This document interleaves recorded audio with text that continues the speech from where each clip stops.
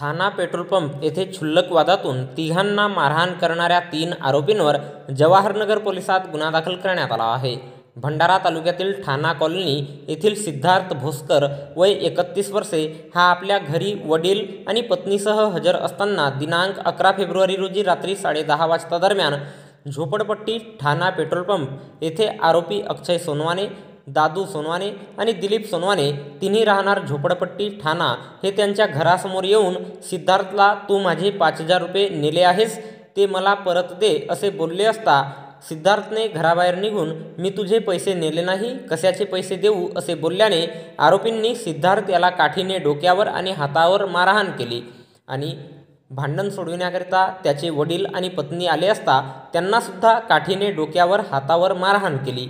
तसेच तिन्ही आरोपींनी त्यांच्यासोबत भांडण करून जीवे मारण्याची धमकी दिली. या प्रकरणी फिर्यादी सिद्धार्थ भोसकर यांच्या तोंडी रिपोर्ट आणि वैद्यकीय अहवालावरून पोलीस स्टेशन जवाहरनगर येथे गुन्हा नोंद करण्यात आला असून या घटनेचा पुढील तपास जवाहरनगर पोलीस करीत आहेत.